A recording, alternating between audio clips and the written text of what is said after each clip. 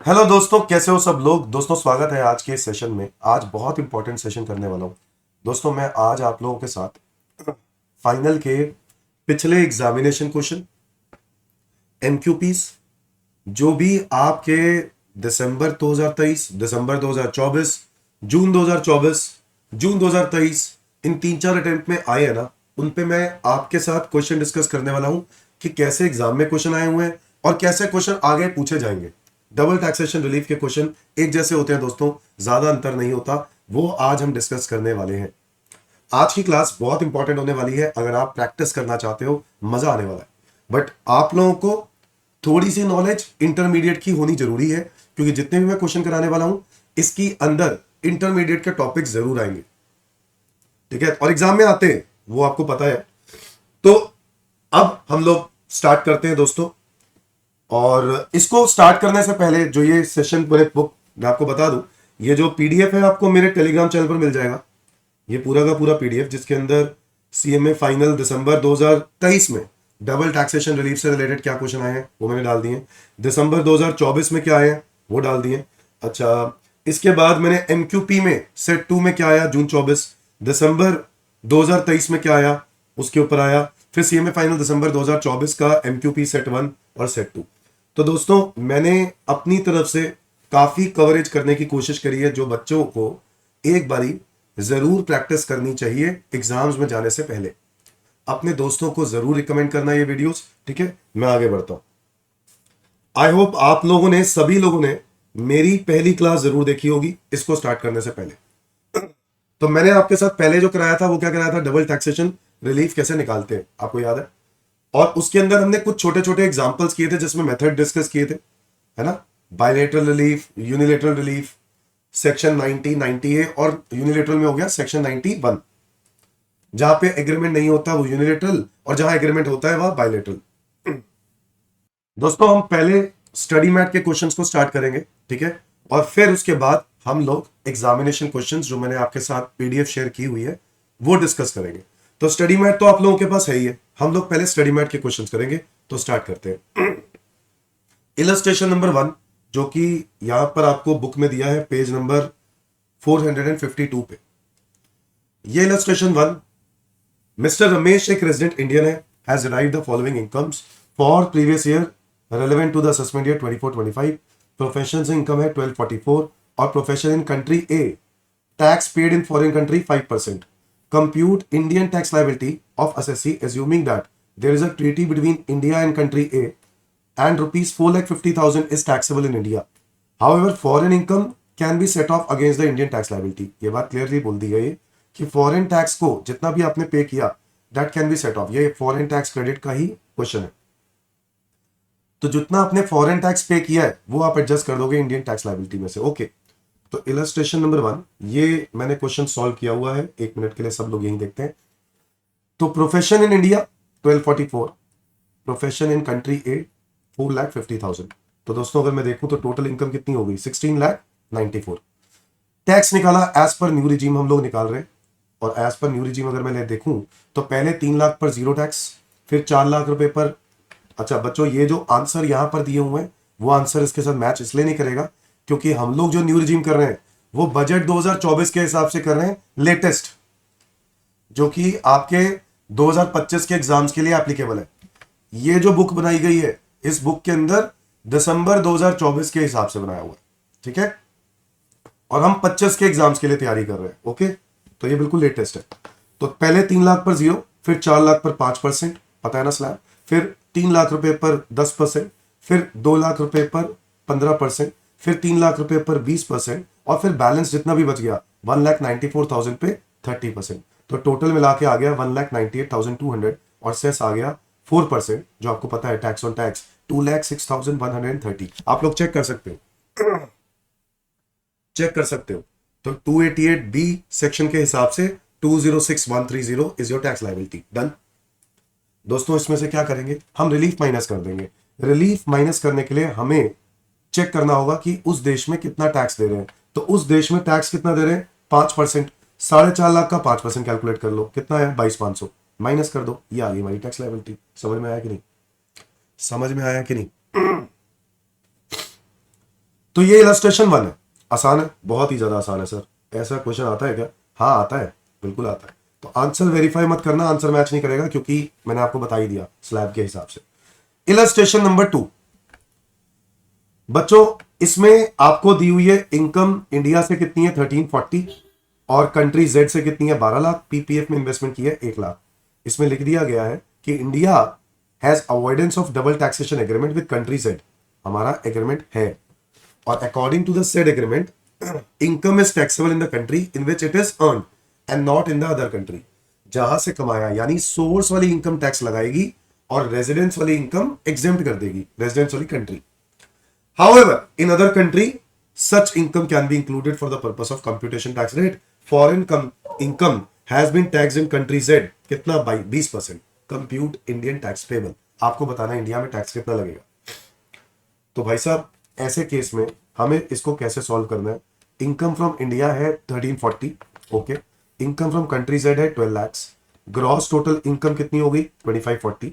अच्छा, इन्वेस्टमेंट इन पीपीएफ है 1 लाख रुपए, क्योंकि मैं नए रिजीम के हिसाब से चल रहा हूं, फिर से बोल रहा हूं नए रिजीम, तो नए रिजीम में डिडक्शन नहीं मिलती ना, 80 टू 80 नहीं मिलती, तो इसलिए हम लोग वो डिडक्शन माइनस नहीं करेंगे, तो टोटल इनकम आ गई 2540। डन। टैक्स निकाल लिया, टैक्स पता ही आपको कैसे निकालना है, तो निकालने के बाद आ रहा है 452, चेक कर सकते हो, वीडियो को रोक कर चेक करो, और फिर सेस निकालो 4%, टैक्स लायबिलिटी आ गई 4,70,080। आ गया कि नहीं? सारे बच्चे बताओ आ गया कि नहीं? अब ये काम करने के बाद हमें रिलीफ कैलकुलेट करना है, और रिलीफ कैसे कैलकुलेट करेंगे हम लोग? इस वाले क्वेश्चन में इसमें क्लियरली लिखा हुआ है according to the said agreement income is taxable in country in which it is earned. ठीक है, सोर्स कंट्री टैक्स लगाएगी और रेजिडेंस कंट्री एग्जेम्पशन दे देगी। ठीक है, तो भाई साहब अगर मैं 12 लाख रुपए की बात करूं, यही तो बाहर से कमाया ना, तो सोर्स कंट्री टैक्स लगाएगी, ठीक तो है। तो 12 लाख रुपए पर हमारा देश कितना टैक्स लगाता, उसके लिए हम निकालेंगे एवरेज रेट ऑफ टैक्स। क्या निकालेंगे? Average rate of tax. इसी 12 लाख पर हमारा टैक्स कितना लग रहा है, वो कैसे निकालोगे? जो टैक्स आया है ना, इसको डिवाइड कर दो टोटल इनकम से। टोटल इनकम कितनी है 25-40, इससे एवरेज आ जाएगा। क्या ये एवरेज समझ में आ रहा है सबको? क्या ये एवरेज समझ में आ रहा है? अब इतना ही टैक्स माफ कर देगी इंडियन गवर्नमेंट उस कितने पर, वो जो दूसरे देश से जो इनकम है, यानी 12 लाख रुपए पर। तो 12 लाख रुपए पर 18.51% कैलकुलेट किया, माइनस किया, ये आ गई हमारी नेट टैक्स लायबिलिटी। समझ में आया कि नहीं? जल्दी जल्दी कंफर्म करो, समझ में आया कि नहीं? जल्दी जल्दी कंफर्म करो। 247960 इज आवर आंसर। ठीक है, इज दैट क्लियर? मैं आगे बढ़ता हूं इलस्ट्रेशन नंबर 3, स्टडी मैट के क्वेश्चंस में इलस्ट्रेशन नंबर 3।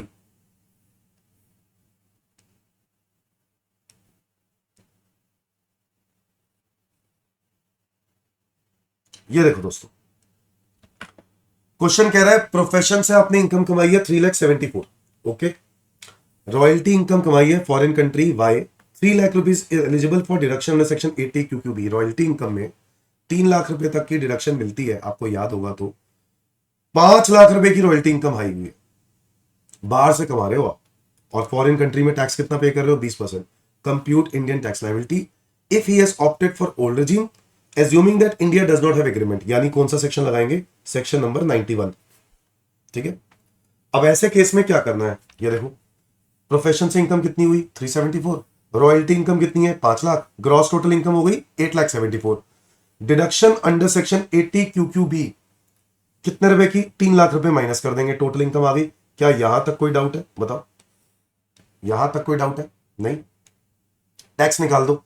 टैक्स निकाले तो पहले 2.5 लाख पर 0, अगले 2.5 लाख पे 5% 12,500, कितना रह गया 74,000, उस पर 20%, और ये आ गया 14,800, टोटल आ गया 27,300 प्लस सेस 1092, टोटल आ गया 28,392। यहां तक क्लियर है? यहां तक क्लियर है कि नहीं? कोई मुश्किल नहीं है। अब ये जो टैक्स आया इसको डिवाइड कर देंगे टोटल इनकम से, एवरेज रेट ऑफ टैक्स आ जाएगा। आप समझ जाओ, जब भी सेक्शन 91 लगेगा तो एवरेज रेट ऑफ टैक्स तो आएगा ही आएगा, क्योंकि उतने अमाउंट का ही रिलीफ मिलेगा। क्या यह बात क्लियर है? अब यहां पर 28,392 डिवाइडेड बाय 5,74,000 इंटू 100, इतना परसेंट 4.75, 4.95% या 20%, विच एवर इज लेस पर रिलीफ मिलेगा। तो बताओ रिलीफ कितना मिलेगा? 4.95%। हाँ या ना? अब इतना रिलीफ मिलेगा किस पर? उस डबल टैक्स इनकम पर। डबल टैक्स इनकम इसमें से कौन सी है? रॉयल्टी इनकम है। तो उस 2 लाख रुपए पर। अच्छा, 5 लाख पे इसलिए नहीं क्योंकि 5 में से 2 लाख रुपए की तो 3 लाख की तो डिडक्शन ही मिल जाएगी। तो 2 लाख रुपए के ऊपर 4.95% का रिलीफ मिल गया। माइनस करने के बाद हमारा टैक्स आ गया। और आपको तो पता ही है, एज पर सेक्शन 288B हम इस लास्ट वाली डिजिट को राउंड ऑफ कर देते हैं टू द नियरेस्ट 10 रुपी, और वो हो गया 18,490 टैक्स लायबिलिटी। समझ में आया कि नहीं? समझ में आया कि नहीं? आसान है, बहुत ही ज्यादा आसान है, कुछ भी मुश्किल नहीं है। और आप मानोगे एग्जाम में ऐसे ही क्वेश्चन आए हुए हैं एज इट इज। मैं आपको जितने भी क्वेश्चन कराने वाला हूं एज इट इज कराने वाला हूं, ऐसे ही प्रैक्टिस कराने वाला हूं, ताकि आपके दिमाग में ना एक इमेज बन जाए कि एक क्वेश्चन तो ऐसा आना ही है, तो तैयारी करके रख लो। समझ गए? आगे आ जाओ। Illustration number 4। अरविंद एक टेक्सटाइल मर्चेंट है, resident Indian, is doing a business in India and abroad. During the previous year 23-24 he disclose the following information. Business income उसकी है 27 लाख इंडिया से, और कंट्री ए जिससे इंडिया का कोई एग्रीमेंट नहीं है, यानी फिर से क्या लग गया? Section number 91। 15 लाख रुपए income tax levied in country A, कितना? 5 लाख। अच्छा, कंट्री बी भी है, वहां से आपको लॉस हुआ है। India does not have any agreement, और वहां पर आपको लॉस हुआ है 4 लाख का। ओके, पीपीएफ में कंट्रीब्यूट किया 1.5 लाख, और लाइफ इंश्योरेंस कराया अपने फादर और मदर पर। वैसे एक बात बताओ, ये बातें आपको ध्यान, तभी तो कह रहा हूं इंटर इंटर वाला टॉपिक। लाइफ इंश्योरेंस आप अपने फादर मदर का करा रहे हो, 80C की डिडक्शन मिलेगी? नहीं मिलेगी। 80C की जो लाइफ इंश्योरेंस वाली डिडक्शन है वो सिर्फ आपकी, आपके स्पाउस की और आपके बच्चों के लिए मिलती है, फादर मदर की नहीं मिलेगी। तो इसको भूल जाओ। यहां तक क्लियर है? अब ये देखो, मेरी टोटल इनकम 27 लाख रुपए इंडिया से, और कंट्री ए से 15 लाख, कंट्री बी में 4 लाख का लॉस, तो नेट इनकम देखा 38 लाख आ गया। आ गया कि नहीं? आ गया कि नहीं? अब इस 38 लाख में से कंट्रीब्यूशन टू पीपीएफ, अरे पीपीएफ का कंट्रीब्यूशन क्यों नहीं माइनस किया?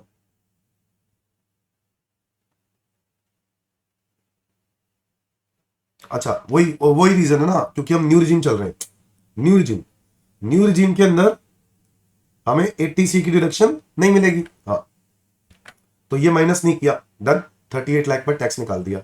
आपको पता ही है स्लैब, पहले 3 लाख पे 0, फिर 3 से लेकर 7 लाख पे 5%, 7 से लेकर 10 लाख पर 10%, फिर 10 लाख से 12 लाख पर 15, 12 से 15 पे 20, अब 15 पे 30। तो वही वाला स्लैब लगा के आपका टैक्स आ गया, प्लस सेस आ गया, ये आ गया टैक्स। अब हमें ना एवरेज रेट ऑफ टैक्स निकालना है। एवरेज रेट कैसे निकालेंगे? 863,200 divided by 38 lakh in 200 which is average 22.71%। अब आप इंडिया के हिसाब से टैक्स निकाल लो, और सॉरी उस देश के हिसाब से टैक्स निकालो। उस देश ने क्या बोला था, कंट्री एक्स ने क्या बोला था कि हम लोग कितना टैक्स ले रहे हैं? 5 लाख। 15 लाख पे 5 लाख ले रहे हैं, तो क्या परसेंटेज निकाल सकते हो? हाँ, कैसे? 5 lakh divided by 15 lakh into 100 is equal to 33.33%। और वो लोग टैक्स ले रहे हैं 33.33% ले रहे हैं, और जबकि इंडिया में होता तो इतना होता, तो विच एवर इज लेस 22.71। इतने का क्या मिल जाएगा दोस्तों? रिलीफ। अब रिलीफ मिलेगा उस डबल टैक्स इनकम पे, यानी 15 लाख रुपए पर। तो 15 लाख इंटू 22.71, ये माइनस किया, टैक्स पेबल आ गया। आ गया मेरा आंसर, इलस्ट्रेशन नंबर 4। क्या ये बात क्लियर है सबको? मेरा थोड़ा गला खराब है, मैं उम्मीद करता हूं मेरी आवाज पहुंच पा रही होगी। क्या ये बात सबको क्लियर होती है? टैक्स पेबल खुद करके देखो, मजा तभी आएगा जब खुद करके देखोगे।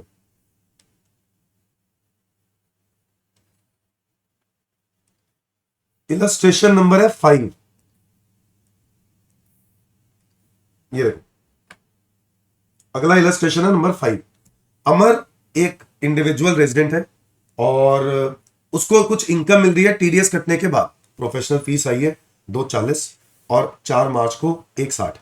Both above services were rendered in country x on which TDS कितना कटा? 50 और 30। उस देश में से इतने इतने टीडीएस कट गए।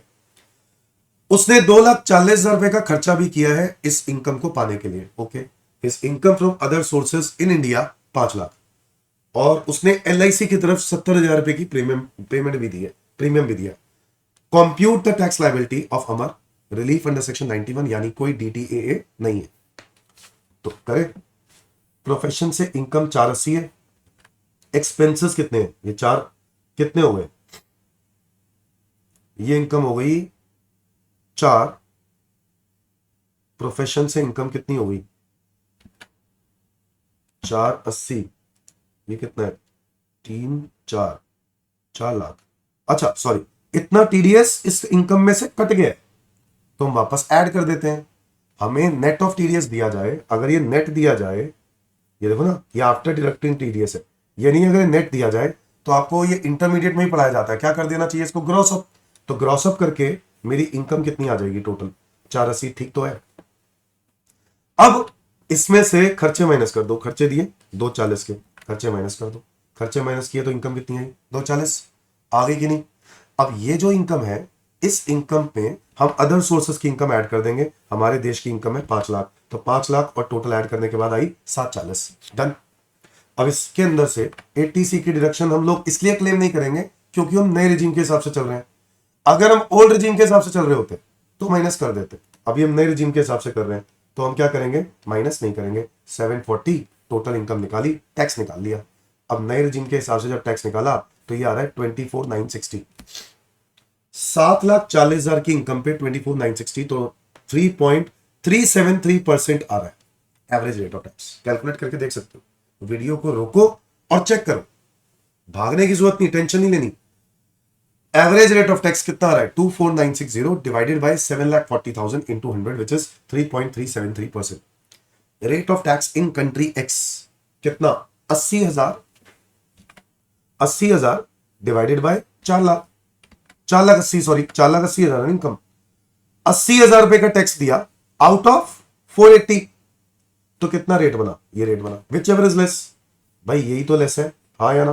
तो इतने अमाउंट का रिलीफ मिल जाना चाहिए 480 पे, 480 जिसमें से 240 खर्चा है, 240 खर्चा है, तो 480, ये 240 कैसे आया, 480 का इनकम माइनस 240 एक्सपेंस, तो आपको नेट खर्चा, नेट इनकम आई 240, 240 का इतना टैक्स 8095 बनता है।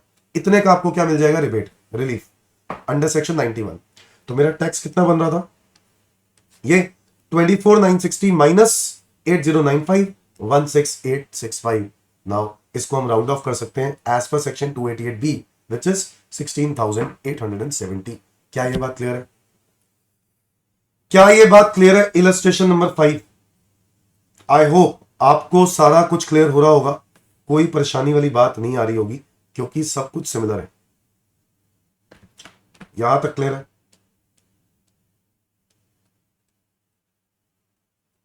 ठीक है। तो ये क्वेश्चंस तो हो गए पूरे डबल टैक्सेशन के। अब मैं आपके साथ जो चर्चा करने वाला हूं वो करने वाला हूं यहां पर। ये PDF टेलीग्राम चैनल पर मिल जाएगा दोस्तों। आपको करना क्या है, डाउनलोड करना है, वीडियो के अंदर डिस्क्रिप्शन में लिंक दिया है, यही मेहनत करनी है बस। लिंक पे जाओ और फिर उस टेलीग्राम को ज्वाइन करो। आपको फाइनल के लिए बहुत कुछ मिलने वाला है, बहुत कुछ, ठीक है। अभी तो स्टार्ट हुआ है, अभी तो स्टार्ट हुआ है, आगे आगे देखो होता है क्या। अब सुनो मेरी बात, ये क्वेश्चन देखो कैसे क्वेश्चन एग्जाम में आए हुए हैं दिसंबर 2023, एकदम टुच्चे क्वेश्चन भाई साहब, एकदम। Which model of DTAA does government of India generally follows. UK तो कोई मॉडल ही नहीं है, पहली बात, यूके मॉडल तो कोई मॉडल ही नहीं है। कौन सा मॉडल है भाई, या तो US मॉडल है, US मॉडल में तब आता है जब US के साथ कोई ट्रीटी हो, तो US के साथ तो है नहीं। UN मॉडल, OECD दो डेवलप्ड देशों का होता है, तो वो तो है नहीं, तो UN मॉडल। और UN मॉडल के अंदर वही होता है कि सोर्स कंट्री टैक्स लेती है और रेजिडेंस कंट्री एग्जेम्प्ट कर देती है। मनोज, क्वेश्चन नंबर 2, ये भी उसी एग्जाम में आया, ये तो 1 नंबर का MCQ आया, उसके बाद 7 नंबर का ये क्वेश्चन है। अच्छा क्वेश्चन है, ध्यान से सुनना। ये दिसंबर 2023 का पेपर, 7 नंबर का। Manoj age 50 years, Indian resident है, business in India, country X, 2 जगह पे इनका काम है, इंडिया में भी और कंट्री एक्स में भी, और कंट्री वाई में भी है, sorry 3, India, country X, country Y. Automobile income, automobile business से वो 9,10,000 रुपए कमा रहा है। रबड़ एस्टेट से, कंट्री एक्स रबड़ एस्टेट, भाई देखो अगर रबर एस्टेट इंडिया का होता तो ये एग्रीकल्चर इनकम होती, बट ये एग्रीकल्चर इनकम नहीं है ना, तो इसलिए ये आउटसाइड इंडिया, क्योंकि आउटसाइड इंडिया से है ना। कंट्री वाई में लॉस हुआ है 2 लाख रुपए का, ओके, हम इसको तो सेट ऑफ कर देंगे। Income from property in country Y 50,000 रुपए की प्रॉपर्टी इनकम भी हुई है, और ऑथरशिप, ऑथर भी है, आप ऑथर के रॉयल्टी भी कमाई है आपने 3 लाख रुपए, बट आप 80 QQB के डिडक्शन के काबिल नहीं हो, ये गवर्नमेंट ने कह दिया, तो इसका मतलब है इसमें डिडक्शन नहीं मिलेगी। 3 लाख रुपए पूरी की पूरी इनकम कंट्री वाइज से टैक्सेबल होगी। बड़ा सिंपल है यार। अब मुझे बताओ, कहता है housing loan interest contribution to PPF, इसमें तो डिडक्शन मिल जाती है 80C। Housing loan interest paid, ये कहां मिलेगी, section number 24B। Housing loan principal repaid in self occupied property, ये कहां मिलेगा, 80C, loan repayment principal payment. Health insurance premium for non resident parents, बच्चों अगर पेरेंट्स नॉन रेजिडेंट्स हैं, senior citizen, तो यहां पर प्रीमियम 50,000 रुपये अलाउड नहीं होता, यहां पे मैक्सिमम वाला होगा 25,000। कितना अलाउ होगा, 25,000। अगर रेजिडेंट सीनियर सिटीजन होते तो 50,000 है, नॉन रेजिडेंट के लिए कोई है ही नहीं पॉइंट, वो है ही रेजिडेंट्स के लिए, तो 50,000 है, अदरवाइज 25,000, तो यहां 25,000 मिलेगा। क्या ये बात क्लियर है? अब जरा ध्यान से सुनो, इसी क्वेश्चन में आगे कह रहा है कि कंट्री एक्स टैक्स ले रही है कितना, 10%, और कंट्री वाई कितना टैक्स ले रही है, 25%। इंडिया का कोई एग्रीमेंट नहीं है, यानी कौन सा सेक्शन लगेगा, सेक्शन नंबर 91। और क्लियरली कह दिया नॉट ऑप्टेड फॉर 115 BAC, इसका मतलब है कौन सा रिजीम, ओल्ड रिजीम। करें ओल्ड रिजीम से, आओ। ये पीडीएफ भी, आंसर वाला पीडीएफ भी आपको मेरे टेलीग्राम चैनल पर मिल जाएगा, नहीं मिले मैसेज करना, ठीक है, मैं क्वेश्चन करा रहा हूं। ऑटोमोबाइल बिजनेस,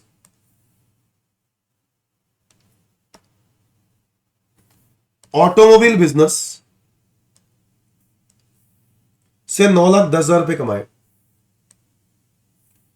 ठीक है। रबर एस्टेट से 5 lakh, loss from textile business 2 lakh का लॉस, सेट ऑफ कर दिया। हाउस प्रॉपर्टी इनकम 2 लाख का लॉस, सेट ऑफ कर, अब कैसे सेट ऑफ कर दिया, ये देखो ना यार, आप चेक करो, ये हाउस प्रॉपर्टी का है और ये लॉस है, हाउसिंग लोन है ना, इंटरेस्ट ऑन हाउसिंग लोन, तो ये 2 लाख रुपए माइनस कर दिए, है ना। इसके बाद इनकम फ्रॉम प्रॉपर्टी, प्रॉपर्टी से इनकम है कंट्री, इनकम फ्रॉम प्रॉपर्टी कहां से है बताओ, income from property country Y से, कहां से है, कंट्री वाई से, तो ये हो गया कंट्री वाई 50,000, डन। और इनकम फ्रॉम रॉयल्टी, ये भी कंट्री वाई से, और रबर एस्टेट वाला कंट्री एक्स है। सारी इनकम मैंने मर्ज कर दी है दोस्तों, और मेरी टोटल इनकम आ गई, ग्रॉस टोटल इनकम आ गई 13,60,000। यहां तक क्लियर है? क्योंकि मैं ओल्ड रिजीम रन कर रहा हूं, तो मुझे 80C 80D सबकी डिडक्शन मिलनी चाहिए, मुझे पीपीएफ की डिडक्शन मिल जाएगी। यहां पर 1,10,000 डाले हैं, 1,10,000 मुझे मिल जाएंगे। लोन रीपेमेंट, ये भी बच्चों 80C में मिल जाती है, बट यहां पर आप दे रहे हो लोन का पेमेंट कितना, सेल्फ ऑक्यूपाइड प्रॉपर्टी का 70,000, बट 80C में लिमिटेड 1.5 लाख है, तो आप 50-40,000 और ले पाओगे, हाँ या ना। इसके अलावा मेडिकल इंश्योरेंस में 35 दिया, बट आपको मिलेगी कितनी, 25, तो मेरी टोटल इनकम तो आ गई, कितनी आ गई, 11,85,000। क्या ये बात सबको क्लियर है, 11,85,000, डन। टोटल इनकम आ गई, अब मैंने इसको टैक्स निकालना है, तो आओ जरा टैक्स निकाल लेते हैं। पहले 2.5 लाख रुपए पर 0, फिर अगले 2.5 लाख रुपए पे 5%, क्योंकि मैं ओल्ड रिजीम में चल रहा हूं ना, 2.5 लाख फिर 5 लाख पे 20%, और बैलेंस पर 30 निकाल लिया। ये आपके सामने है, आप कैलकुलेट करो, मैं वेट करता हूं। ब्रेक मारो ना यार, पॉज मारो, वीडियो को पॉज मारो, और मैं ब्रेक करता हूं, मैं यहां पर ब्रेक ले लेता हूं, आप लोग कैलकुलेट करो। कर लिया, पॉज मार के ओपन कर लिया भाई, हाँ। 168 पर टैक्स आया, सेस निकालो 4%, ओके, 174,720। नाउ क्योंकि देयर इज नो एग्रीमेंट, तो रिलीफ कौन से सेक्शन में मिलेगा, सेक्शन नंबर 91, ओके ओके। और ऐसे केस में रिलीफ कैसे निकालेंगे, पहले एवरेज रेट ऑफ टैक्स निकालेंगे। कैसे निकालेंगे, average rate of tax. Average rate of tax कितना है जरा देखेंगे, 174,720 divided by 11,85,000, done, into 100, average आ गया 14.744%। ये एवरेज सबको समझ में आया कि नहीं, आ गया। सर अब बताओ कंट्री एक्स कितना टैक्स ले रही थी? कंट्री एक्स जो टैक्स ले रही थी वो 5 लाख का 10% ले रही थी, 50,000, है ना। अब 50,000 रुपए देखें 10% या 14.74%, कौन सा परसेंट लोअर है? सर कंट्री एक्स का ही लोअर है, तो ये तो 50,000 ही आएगा। ओके, कंट्री वाई का देखा मैंने, तो कंट्री वाई का टैक्स रेट पता है कितना है? ये देखो 25%। हमारा एवरेज कितना बन रहा है? 14.74। तो हमें मिलेगा lower, which ever is lower का रिलीफ मिलेगा। तो विच एवर इज लोअर 14.74, इतना परसेंट 1.5 लाख रुपए पर। अच्छा 1.5 लाख कैसे आया? ये देखो, कंट्री वाई से 2 लाख का लॉस हुआ था, बोलो 2 लाख का लॉस हुआ, कंट्री वाई से 2 लाख का लॉस हुआ। अब ये जो 2 लाख का लॉस हुआ, ये जो 2 लाख का लॉस हुआ, और ये भी तो इनकम है, 1.5 लाख का लॉस है क्या? और ये 3 लाख रुपए की इनकम, तो भाई साहब ये 3 और 50 3.5 और -2, तो ये 1.5 लाख ही तो आएगा। हाँ या ना? आ गया सर, आ गया, डन। अब इस 1.5 लाख पे 14.744% क्यों किया, वो समझ में आया? हाँ sir, which ever is lower, which ever is lower 14.74, इतना परसेंट माइंड मल्टीप्लाई किया, इतना और ये 50,000, टोटल रिबेट कितने की मिल गई? 72116 का रिलीफ मिलेगा। अब ये अमाउंट आप टोटल टैक्स लायबिलिटी में से माइनस कर दो, मेरा आ गया net tax liability as per section 288 B, round off करने के बाद। समझ में आ रहा है कि नहीं? फटाफट नोट करो, मैं 2 मिनट पानी पी के आया।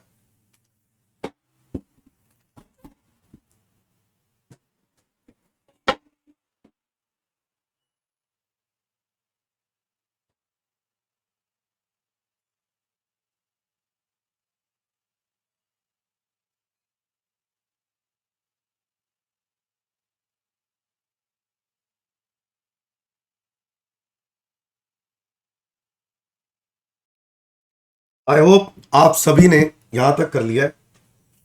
मैं आगे बढ़ रहा हूं, भाई। अगले क्वेश्चन पे, ये 7 नंबर हमने पूरे कर लिए। सीएमए फाइनल दिसंबर 2024 में क्या क्वेश्चन है? विच मॉडल ऑफ डीटीए, भाई था फेवरेट क्वेश्चन है, फेवरेट इंस्टीट्यूट का फेवरेट क्वेश्चन है डबल टैक्सेशन पे। मॉडल, इंडिया का मॉडल कौन सा है? इंडिया का मॉडल कौन सा है? भाई साहब कुछ तुम्हें पता हो या ना हो, ये जरूर पता हो, क्योंकि ये अभी नहीं 2-3 बार और आएगा। अभी मैंने जानबूझ के कॉपी पेस्ट कर दिया ताकि आपको पता हो कि ये क्वेश्चन तो हमेशा ही आ रहा है। कौन सा मॉडल है भाई? यूएन मॉडल है, सिंपल। आगे आ जाओ। पॉल लिमिटेड एक फॉरेन कंपनी है, is engage in India in activity of civil construction.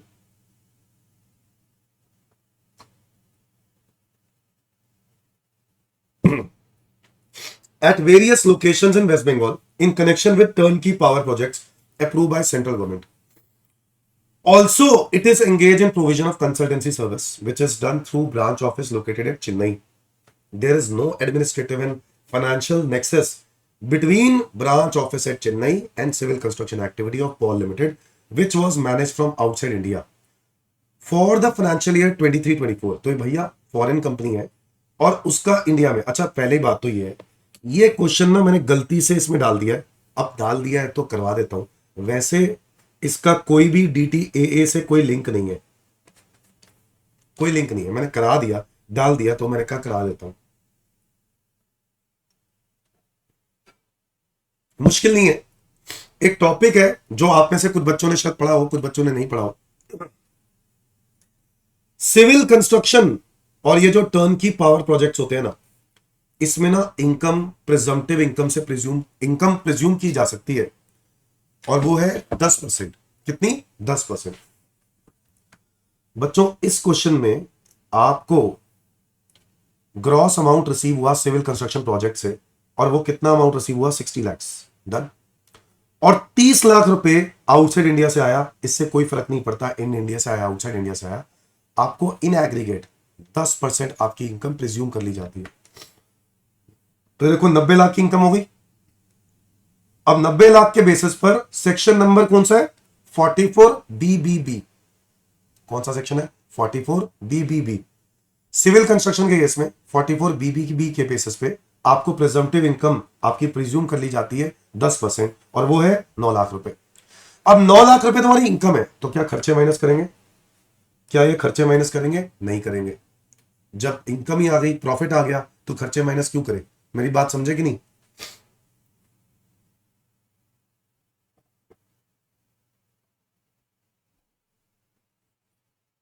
मेरी बात समझे?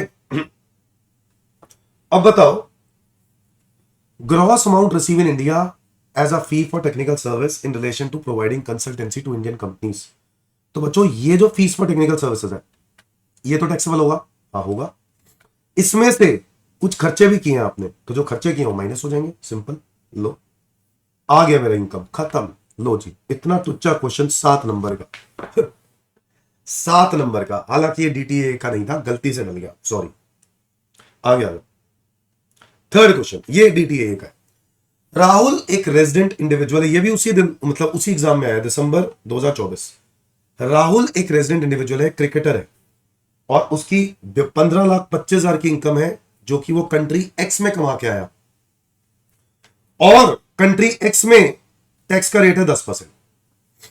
There is no DTA against section कौन सा? 91।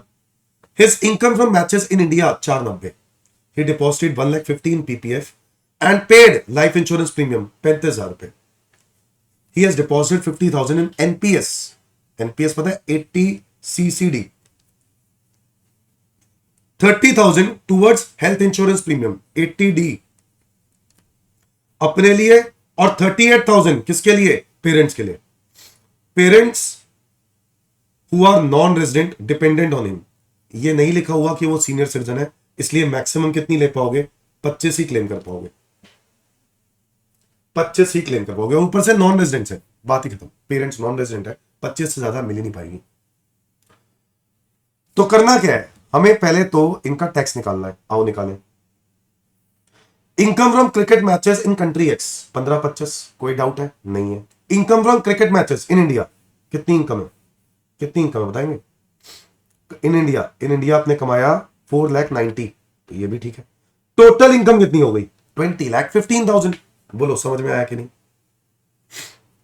आ गया ग्रॉस टोटल इनकम। अब इसमें से डिडक्शन माइनस करो। 80C, क्या आपने 1.5 लाख रुपए पीपीएफ में डाल दिया?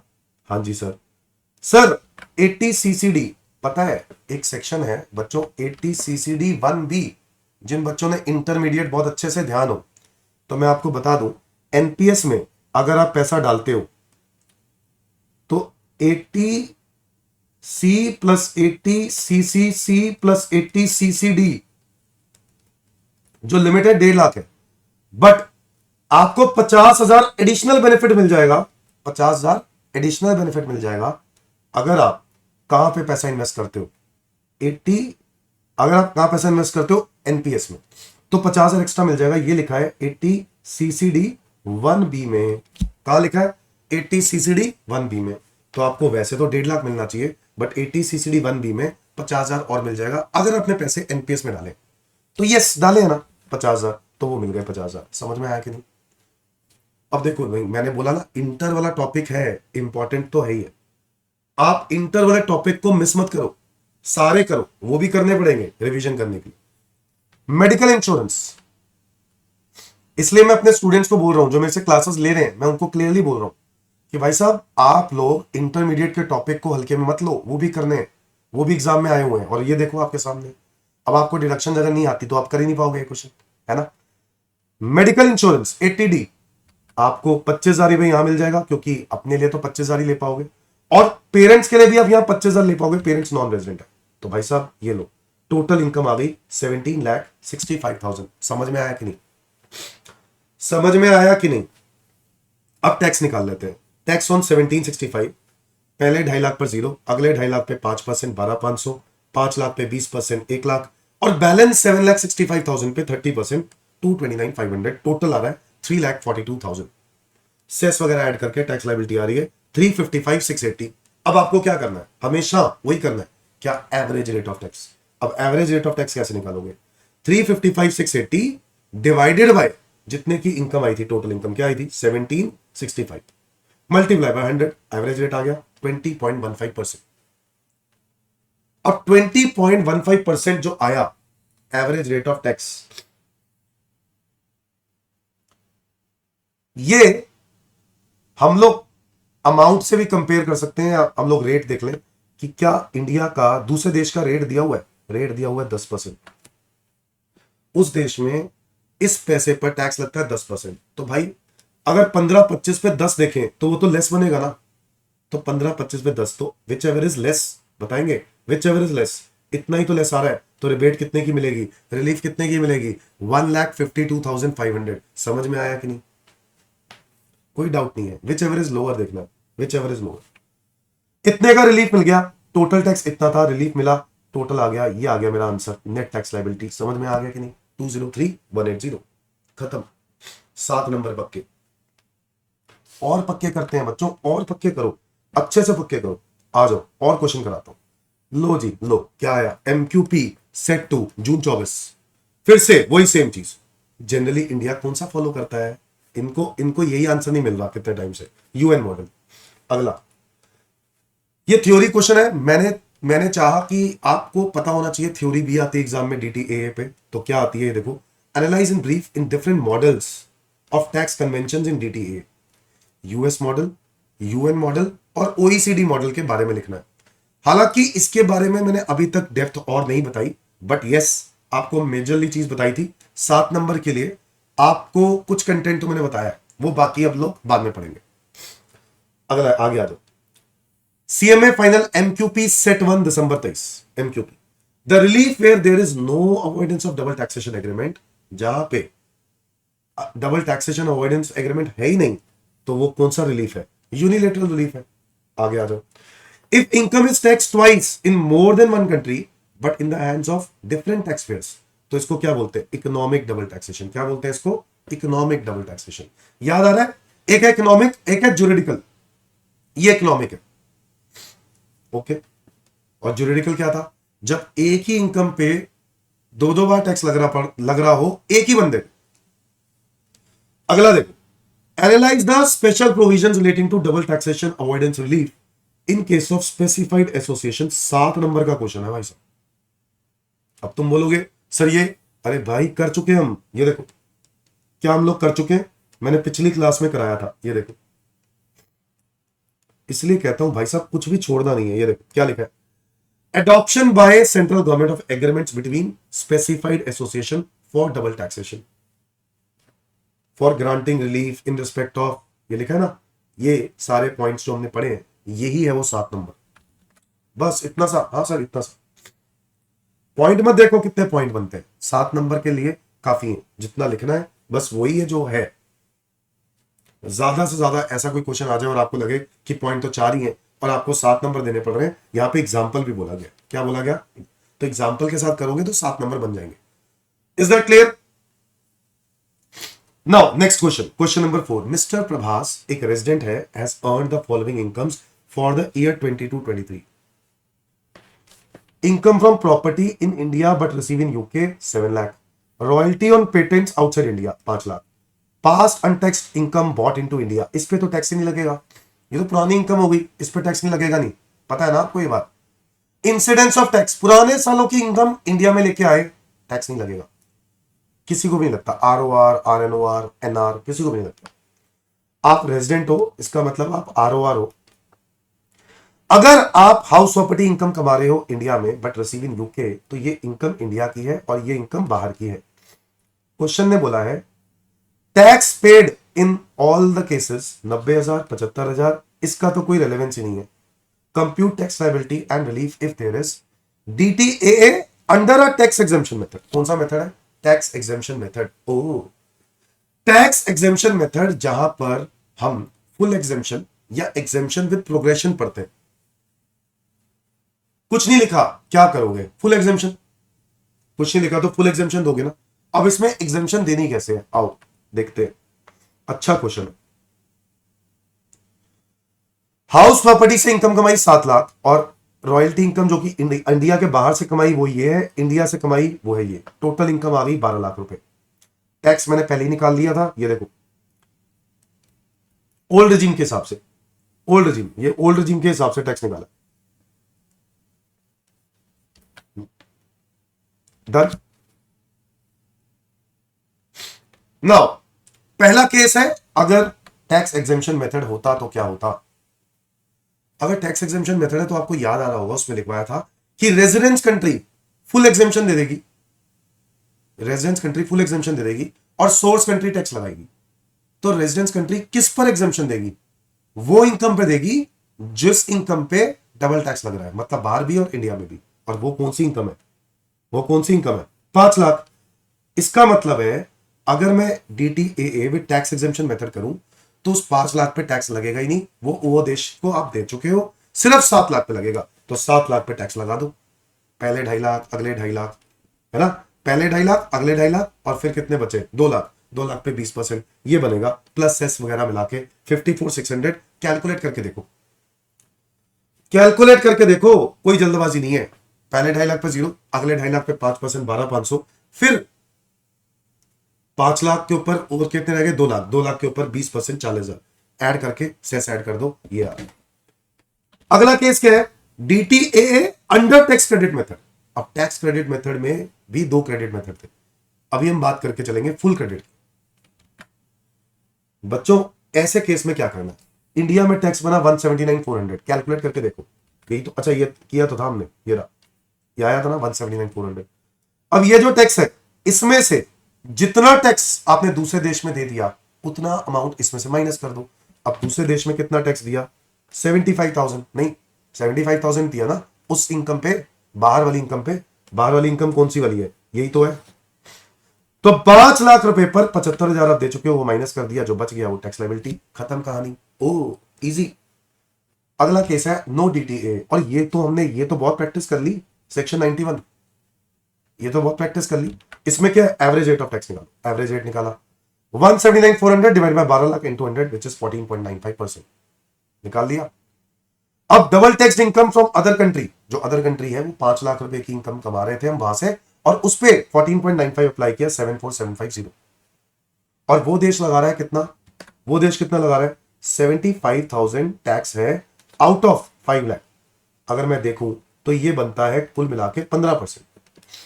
15%, तो 15 से तो कम लगा रहे हैं हम, इतने का ही रिबेट दे देंगे। बोलो विच एवरेज लेस, हाँ या ना? विच एवरेज लेस, तो इतने का रिलीफ मिल जाएगा। और अगर इतने का रिलीफ मिल गया तो ये देखो मेरा टोटल टैक्स है 179,400 माइनस 74,750। यहां पे क्लियर होता है कि नहीं? ये आ गया, मेरी बात समझ में आ गई कि नहीं? क्लियर? मेरे को लग रहा है बहुत ही आसान है। अब आप लोगों को समझ में आ गया कि सर एग्जाम में क्वेश्चन बिल्कुल वैसे ही आते हैं जैसे आपने कराए, कुछ भी अलग नहीं कराया, वही क्वेश्चन। सीएमए फाइनल दिसंबर सेट 1 एमक्यूपीज दिसंबर 24। क्वेश्चन नंबर 1, राहुल एक इंडियन सिटीजन है, age 52 years, left India on 1 April 20 to Seattle in country X, settle in country X, sorry, ठीक है, मतलब इंडिया में नहीं आ रहा। अब इंडिया में वो आ गया, पता है कब आ गया? 1 जून 23, और फिर पूरे साल के लिए इंडिया में ही है। तो क्या मैं कह सकता हूं 182 डेज से ज्यादा इंडिया में है? हाँ, तो वो इंडिया का रेजिडेंट बन गया, बन गया। पिछले 4 सालों में अगर हम देखें, पिछले 4 साल नहीं, सॉरी 7 सालों में 730 दिन आराम से पूरा हो जाएगा, क्योंकि 1 अप्रैल 20 से पहले वो इंडिया में ही था। तो 7 सालों में 730 दिन, और 2 प्रीवियस ईयर्स में resident out of 10 previous years. कुछ याद आ रहा है? आरओआर के लिए 2 एडिशनल कंडीशंस होती थी, 2 प्रीवियस ईयर्स में resident out of 10 previous years, और 7 सालों में 730 दिन। कुछ याद आ रहा है? ये दोनों एडिशनल कंडीशंस पूरी करनी पड़ती थी, तो आप इंडिया के आरओआर बनते थे, है कि नहीं? तो यहां पर आप आरओआर बन गए। ये देखो मैंने लिख दिया 23-24 में 182 डेज बन रहा है और रेजिडेंट है, and he satisfies the additional condition. इस वजह से इसका आंसर क्या है? Resident and ordinary resident of India. But question ये नहीं है, क्वेश्चन आगे भी है। क्वेश्चन है उसकी इनकम का, और उस पर निकालना वही है, टैक्स ही निकालना है। देखो आगे क्या है कि उसने कंट्री वाई से, रेजिडेंशियल प्रॉपर्टी से $25,000 कमाए, जिसमें $8,000 एग्जेम्पशन लिमिट है, 20% का टैक्स दिया इन कंट्री एक्स। इसका मतलब है 8,000 माइनस करने के बाद आ रहा है $17,000, और $17,000 का 20% बनता है $3,400। इतना टैक्स वो देता है उस देश में। उसकी इनकम, बिजनेस इनकम इंडिया से 5 लाख है, और डिविडेंड इनकम कमा रहा है 1.25 फ्रॉम इंडियन कंपनी, और इंटरेस्ट इनकम भी कमा रहा है। बच्चों इंटरेस्ट इनकम की मैं बात करूं, अगर सेविंग अकाउंट, तो आपको पता है 80 टीटीए सेक्शन में आपको 10,000 रुपए के इंटरेस्ट की डिडक्शन मिलती है। कितने रुपए की? 10,000 की। ठीक है जी। और क्वेश्चन में अगर कुछ ना लिखा हो तो हमेशा मानेंगे ये नेट ऑफ टीडीएस है। क्या है ये? Net of TDS. टीडीएस कटने के बाद अगर ये 1.25 नेट ऑफ टीडीएस है, इसका मतलब है ये 1.25 90% के बराबर है। टीडीएस का रेट 10% कटा होगा तो ये 90% के बराबर है, तो 100% कितना होगा वो निकालना पड़ेगा। मेरी बात समझ में आई? अब आगे आ जाओ। क्लियरली क्वेश्चन में ये भी लिख दिया कि देयर इज नो डीटीए, यानी section number 91 average rate of tax वाला चक्कर।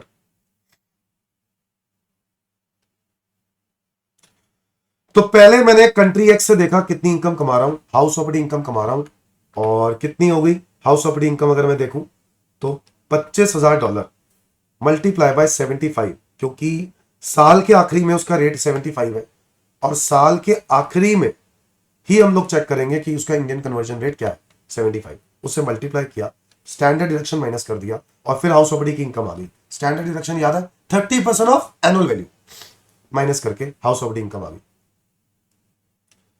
फिर उसकी बिजनेस इनकम दी हुई थी इंडिया में, वो लिख दी। फिर उसकी अदर सोर्सेज इनकम लिखी हुई थी, डिविडेंड इनकम और सेविंग इंटरेस्ट। डिविडेंड इनकम मैंने बोला कि मैंने क्या एज्यूम किया है, ये नेट है। अगर ये नेट है तो क्या करो, ग्रॉस करो। ग्रॉस कैसे करेंगे? 90 से डिवाइड इंटू 100, ये करीब आ रहा है 138889। डन। अब इसके बाद इंटरेस्ट ऑन सेविंग ऐड कर दिया, मेरी टोटल इनकम आ गई 1,50,389। यहां तक क्लियर है? ग्रॉस टोटल इनकम आ गई, तीनों को ऐड कर दो, A plus B plus C. क्या क्या? A which is this one, B which is business income, and C other sources. Add कर दो, ग्रॉस टोटल इनकम आ गई। आ गई।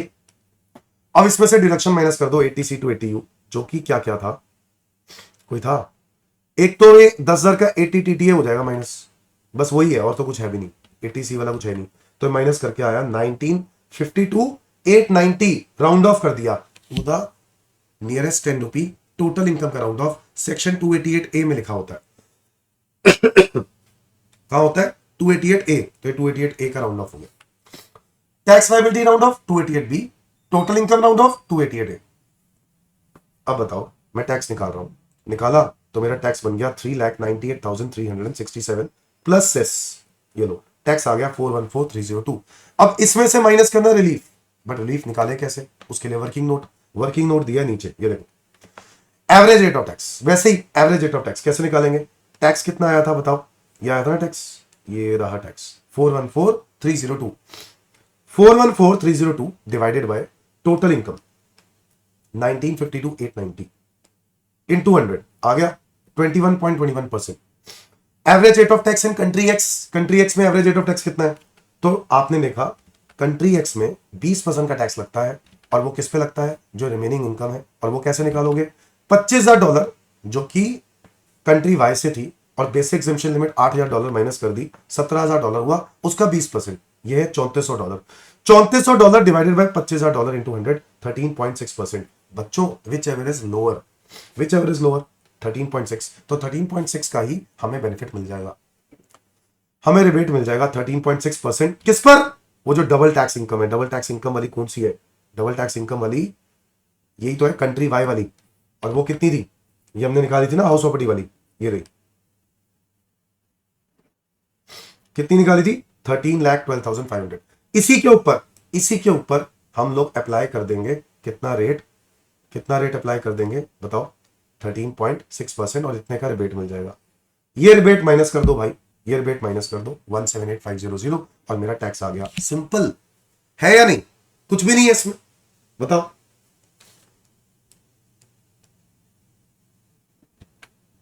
एक और क्वेश्चन है, आ जाओ देखते हैं। अच्छा ये क्वेश्चन देखो, सेट 2 का क्वेश्चन है, एमक्यूपी सेट 2। परमानेंट एस्टैब्लिशमेंट पढ़ा था हम लोगों ने। परमानेंट एस्टैब्लिशमेंट में क्या mine, oil, gas well, query आती है कि नहीं आती? आती है। डज नॉट इंक्लूड पूछ रहा है क्वेश्चन। क्या पूछ रहा है? Does not include. ये तो आती है, तो ये तो इंक्लूड होता है। Maintenance of fix place of business solely for the purpose of advertising, याद आ रहा है कि नहीं? एक्सक्लूड्स, ये एक्सक्लूजन में है, कुछ याद आ रहा है? ये देखो आपको दिखाता हूं, सब कुछ मैंने पिछली क्लास में कराया था और वही क्वेश्चन आया हुआ। देखो एक्सक्लूजन्स, क्या हमने पढ़ा था? ये एक्सक्लूजन्स पढ़े थे। एडवर्टाइजिंग पर्पस के लिए अगर कोई फिक्स प्लेस मेंटेन कर रहे हो तो वो इसके अंदर परमानेंट एस्टैब्लिशमेंट में कवर नहीं होती। तो बस ये इंक्लूड नहीं होना था, बाकी सब इंक्लूड होने थे। फार्म भी इंक्लूड होता है, तो ये सब इंक्लूड होना था। ठीक है, अगला क्वेश्चन है व्हाट इज परमानेंट एस्टैब्लिशमेंट। लो ये रहा आपके सामने answer, what is permanent establishment, ये रहा। Sir in the context of double DTA describe the item which are excluded. लो आइटम्स एक्सक्लूडेड, ये आ गया फिर से। Is that clear? 7 नंबर का क्वेश्चन, 3 का थर्ड क्वेश्चन, लास्ट क्वेश्चन आज का। देखो ये वाला भी, आप अविनाश हो, आपकी एज 45 ईयर्स है, सैलरीड इनकम हो और आपकी बेसिक पे, DA, ट्रांसपोर्ट अलाउंस आपकी इंडिया से दी हुई है। फिर आपने कंट्रीब्यूट किया 18,000 towards pension fund of LIC, इसकी डिडक्शन मिलती है 80 CCC। 2 लाख रुपए आपने क्रॉस चेक दे दिया, मेडिक्लेम 80D मिल जाएगी, बट ये मेडिक्लेम के लिए दिया है, मदर के लिए। तो अच्छा वो भी 5 सालों की लाइफ के लिए। तो भाई साहब क्या होगा, 2 लाख रुपए को 5 सालों में डिवाइड करेंगे तो 40,000 में मिलेगी। कितनी मिलेगी? 40,000। सीनियर सिटीजन है, 40,000 मिल जाएंगी। अच्छा, he also delivered guest lecture in reputed university in country A, दूसरे देश में, और वहां उसकी इनकम 8 लाख रहे आफ्टर डिडक्शन ऑफ टैक्स, यानी TDS कटने के बाद, यानी टोटल इनकम तो 10 लाख है बस। और क्लियरली कहा again does not have any agreement. समझ गए ना आप? कहानी यह है कि ज्यादातर चांसेस सेक्शन नंबर 91 के ही आने के हैं, एग्रीमेंट नहीं है। तो बच्चों ये क्वेश्चन भी देख लेते हैं। आओ, बेसिक सैलरी 720, 60,000 इंटू 12, DA दिया हुआ है 12%, 12% कर दिया हमने बेसिक सैलरी का, आ गया। TA travelling allowance, sorry transport allowance, वो भी fully taxable, 10,000 into 12 120। Medical allowance fully taxable 60,000। Gross salary आ गई, deduction section 16(1)(a) standard deduction 50,000, old regime में तो 50,000, नए रिजीम में तो 75,000, या माइनस कर दिया। सैलरी इनकम आ गई 936,400। Is that clear everyone? अब इसमें दूसरे देश से जो अपनी इनकम कमाई वो ऐड कर दो, 10 लाख। कैसे? अरे 8 लाख तो TDS कटने के बाद है, तो वैसे वो 10 लाख हुई ना। हाँ 10 लाख, तो 1936,400 आ गया टैक्स टोटल इनकम। और इसमें से अब एक तो 80 CCC ये माइनस कर दो और 80D का क्या माइनस कर दो, 80D का 40,000, तो ये दोनों माइनस करने पर मेरी टोटल इनकम आ गई 18,78,400। यहां तक क्लियर है? अब मैं इस पर टैक्स निकालूंगा बिल्कुल वैसे ही जैसे हम निकालते हैं ओल्ड रेजिम में। ओल्ड रेजिम में टैक्स अगर मैं निकाल रहा हूं, कैसे निकालूंगा? पहले 2.5 लाख पर 0, अगले 2.5 लाख पे 5%, फिर 5 लाख पे 20%, बैलेंस पर 30%, ये निकाल दिया। सेस ऐड कर दिया, टोटल हो गया। रिलीफ माइनस कर दिया। अब रिलीफ निकालना पड़ेगा, और कैसे निकालना है? Working note number 1, average rate of tax in India कितना है? 391,061 डिवाइडेड बाय 1878,400, वही है ना 1878,400, मल्टीप्लाई बाय 100। सेम नहीं है, कितनी बार मैंने करा दिया। अब तो आदत पड़ जानी चाहिए, है ना। Average rate of tax in country A कितना होगा? 2 लाख डिवाइडेड बाय 10 लाख। कैसे? 10 में से 2 लाख रुपए का क्या था बताओ? 2 लाख रुपए का क्या था? एडवांस टैक्स, सॉरी वो TDS जो कटा था, तो 20% हो गया ना, सिंपल 20% हो गया। 10 में से 2 लाख रुपए टैक्स दे रहा है दूसरे देश, 10 लाख में से 2 लाख रुपए का टैक्स दूसरे देश में आप दे रहे हो, तो 20% हो गया।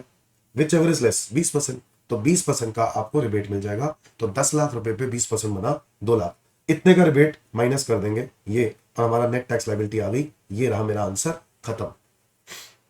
बच्चों मैंने आपको बहुत सारे करवा दिए क्वेश्चंस, और मेरे ख्याल से ये मोर देन एनफ है डबल टैक्सेशन रिलीफ के कैसे क्वेश्चन एग्जाम में आते हैं।